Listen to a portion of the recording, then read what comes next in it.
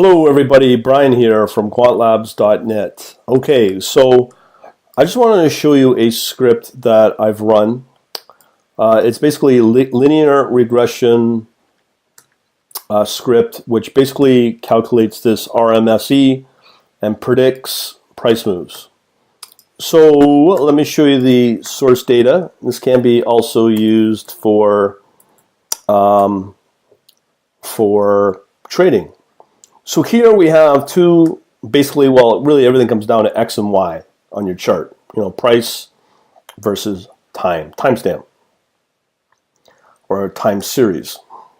So when you look at this code that I've downloaded, the reason I chose this script is for a variety of reasons. This is the source of it from machinelearningmastery.com. Historically, let me just say this. When I start seeing, I'm by no means a mathematician. I do know that 1 plus 1 equals 3, and 2 plus 2 equals 4. Or no, is it 5? Anyways, I'm no mathematician, but I do know my math.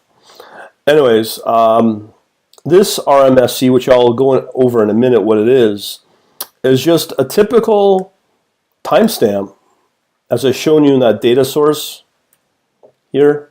X, Y, whatever. But when you look at this, this would be a typical. Actually, sorry, this is a data set here. This is Python, just so anybody knows.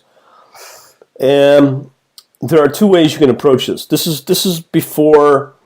As I said, I've looked at this well before the term big data, the term machine learning came along, or even now artificial intelligence.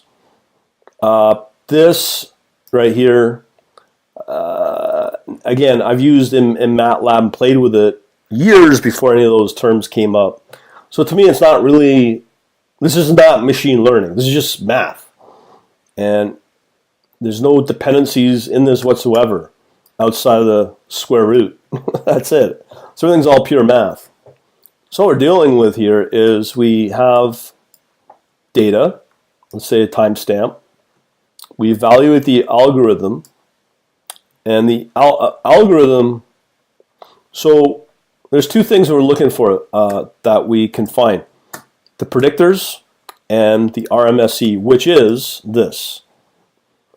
Calculate the root mean squared error, which is a measurement of, can we do something with this data? Is it predictable? Well, let me show you here. There's a couple of things I want you to take away. First, we have evaluate algorithms. So in here, you'll find, as I said, we only have one dependency.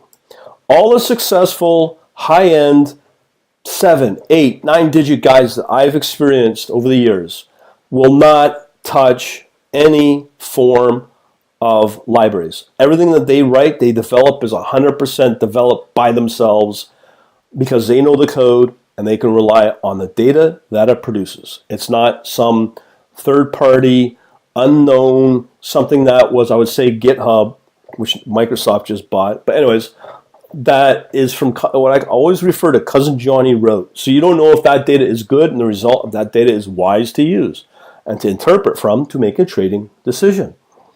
So as a result, most of these guys that I've talked to, and dare I say, females are starting to come into this. We want more of them, for sure. But they're there. Anyways, what we want here is the ability to not use dependency code. We write it ourselves. So all of the code you see here is math generated within this script. So we have our way of calculating mean. We have our way to calculate covariance. We also have a way to calculate variance and measure our predictors, which are coefficients. So let me just make sure I'm very well known for making mistakes here, because as I said, I'm not the, let me just see here, where are you?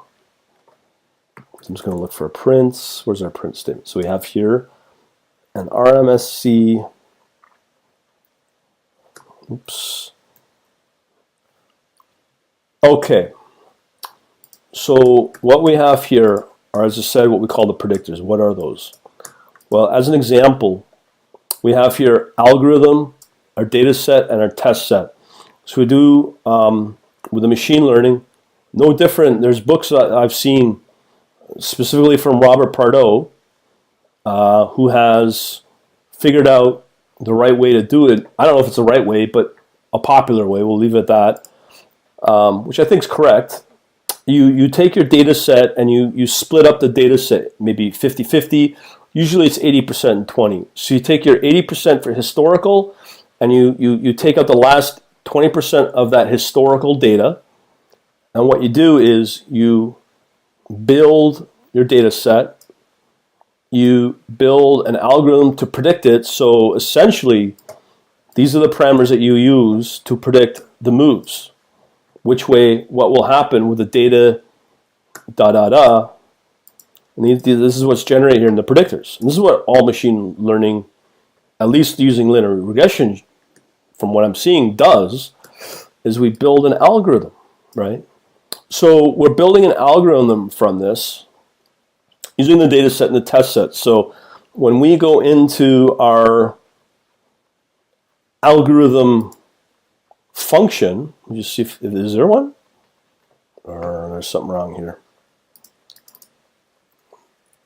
I do basic stuff. If it works, right? Whoops. Algorithm.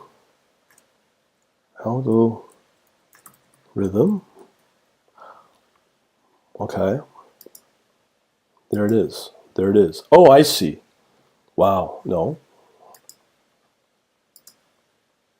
So algorithm is, oh, I'm sorry. That's a passed in argument, which threw me off. Okay, so we are looking at algorithm. So it's not calling itself. So evaluate algorithm. So this is our simple linear regression. Oh, these are the, so this is returning. I have to go through the code more importantly, but it looks like it's calling this returns into the, pass it in the argument. Hope you got your programming hat here. So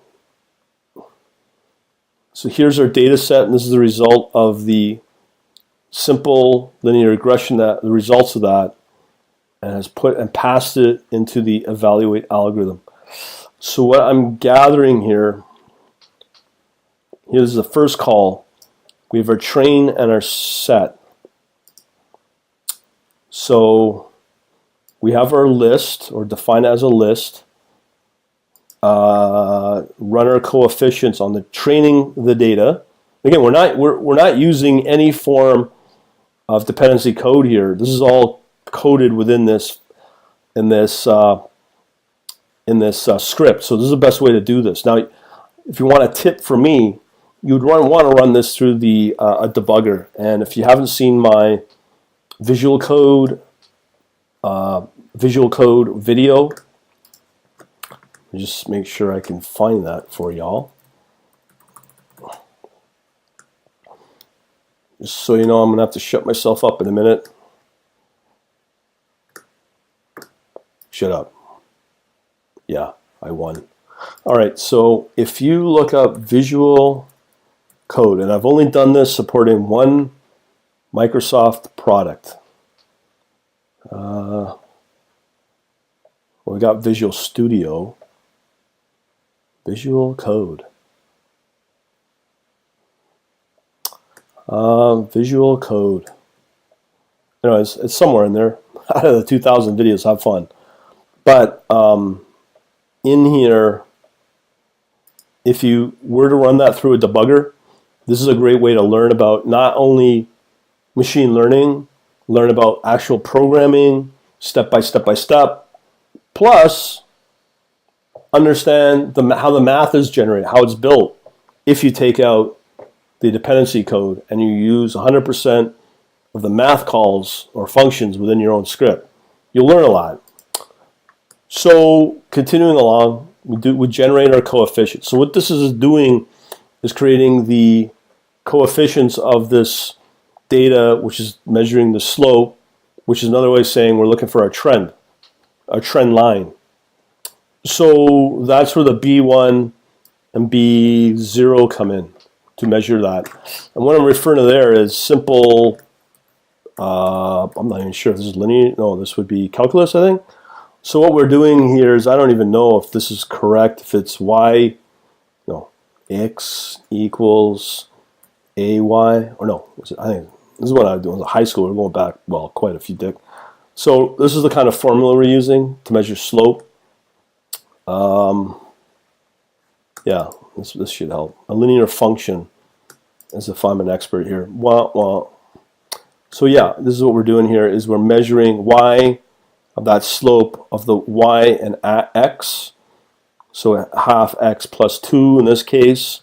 So that's what we're essentially doing, is using and trying to figure out, in this term they call it B1 and B0, or the a and b of the slope. So generate those coefficients, which they call, am I right to say predictors? That's in the machine learning world. But again, if I'm wrong, please correct me. Don't insult me, but just say, hey, dude, you're wrong. Here's what. Just be nice. That's all. Because I laugh at people that try to be all mean and stuff. I just delete the comments now.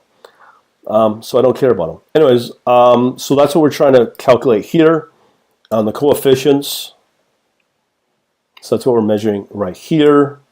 And that's our training data of the 80% of that data. Now, a book I mentioned that will be very helpful for is Robert Pardo, Walk Forward, I believe. I can't remember. It's been a while. Yes.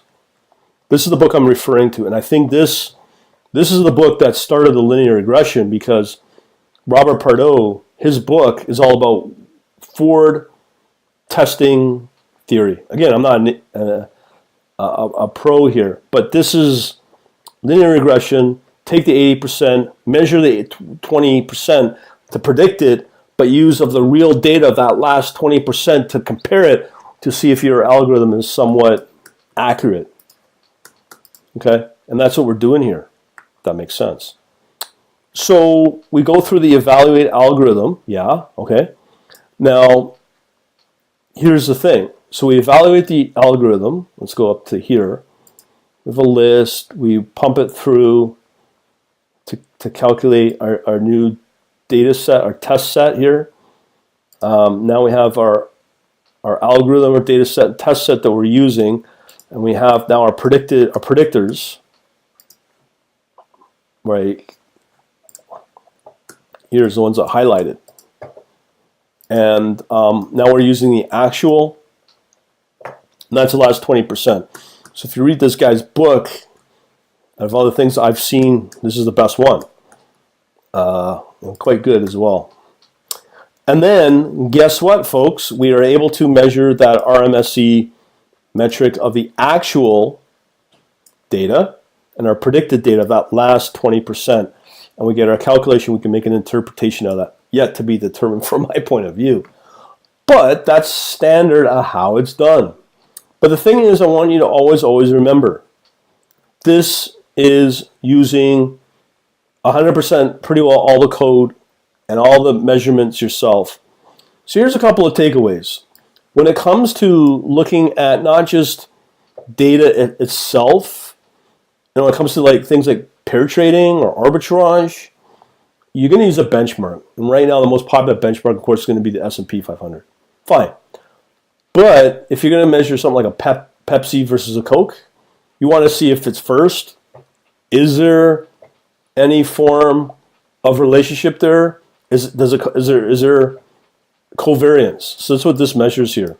And again, we have the code to understand using the data point minus the mean of it against the Y move as well, the timestamp. And we see if the pair are working in tangent and are covariant. Or is that right? I think so. There's some form of relationship. When they move up, do they move up together or don't they move?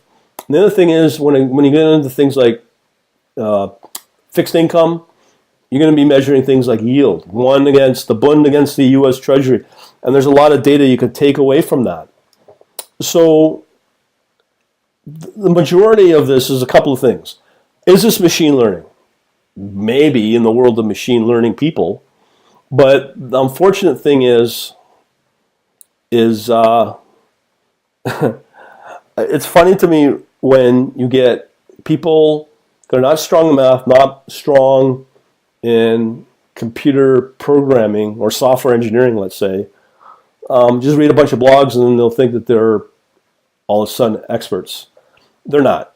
But this is very simple stuff. This is the bane of, I guess, the equivalent of machine learning. But for linear regression, this is just pure math. That's all it really is. And to me, using this type of script is simplistic math. Well, it's not simplistic, but it's simpler than using some thing like TensorFlow. It'll probably take you weeks to find the equivalent of this in the library of TensorFlow. But all you know, it just pumps out an answer, and how do you interpret it? And it's okay, we can rely on it because, well, hey, it's from Google.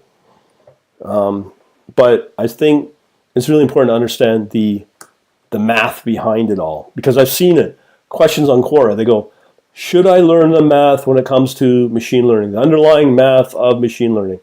And there's some people which baffle me and say, no, you don't need to learn. Just, it's okay. You can rely on the results of this thing called TensorFlow or Torch or whatever they call them. And that's okay. I think it's wrong, but whatever. And then they'll come complaining and crying to you because they lost money and you wonder why. So it's really important to cut out as much dependencies as possible, machine learning or not, and try to understand how to apply this from a quote-unquote machine learning, big data perspective, from a software engineering perspective, from a math perspective, to be able to properly interpret this for trading purposes. The guys that make the most, I always say the guys, the people that make the most amount of money at this, okay, the most amount, the optimal amount that they take away, they understand these relationships, and they're not going to happen 100% of the time. But they will, from time to time, show a relation that are always watched to see if they are going into some kind of correlation. And when they do, they use this stuff to measure, and then the pair will diverge. And you got to understand that. So don't rely on this 100%. Yes, it works only when the pairs that you're looking at actually are in some type of direct relationship. Even indirect is fine. But as you dig deeper into this, specifically on the math side, to really understand how that relationship is formed and why it's forming, and also understand the risks of that relationship to break down, is important. And the only way is to understand the math. On top of it's very important to understand on how, well, you just can't rely on 100% of the time. It just doesn't work that way. But I just want to show you a few really important things to take away from this type of script, specifically involving quote unquote machine learning. This ain't machine learning, okay? This is math, basic math that existed probably decades ago, okay? And it's the math that drives a lot of this information of the trading decisions. But you still got to understand the software when it's passing data from one function to the next. If you use Python, that's another thing. But really what's important is to understand the trends in the trading world, why they may break down or why they may form, and when to look at them and when not to look at them. Because those relationships will make you money. That again comes back to my other video I just put out, to understand the trend, to understand, is there an actual buying signal here because of the average moves and the different types of average moves that price gives you over a certain amount of time. And always look for the optimal pair or optimal whatever you're going to get maximum profit at that point. So you don't tie up money that could either lose or not get as much profit as you could get in other pairs that you could trade. So understand that. And again, another big lesson from this is if you're really new to it all, take a look at the code, play with it, understand it, but most of all, run it through a debugger, feed it some fake data, or close to as realistic data you may have when it comes to a time series, pump it through this kind of script, and play with it. Understand the flow of the math, understand the flow of when you're passing data from one function to the next and what it does in the result. And then understand how to interpret that data to make your trading call or your trading forecast. Okay, really important stuff. And there's, as I keep saying, there's literally thousands of opportunities out there. Proof. Binance alone, just on one exchange, 315 cryptocurrency pairs to play with and to analyze. You get this faster, the better you'll be. Now, that's another thing I should talk about just for a little bit. I don't want to overwhelm you. I probably am. And you're probably holding a gun to your mouth because all this stuff makes you think you can't do it. Yeah, you can. Anyways, Python's really slow. This stuff is simple. I am now probably pushing the limits I can do with Python, which means I gotta open my eyes and figure what's the next best programming language to go with. And golly gee, that's C++ to get stuff like this done, because it's at the OS level, the operating system level, and you don't care about pretty charts, you don't care about pretty menus and pretty colors. That's crap.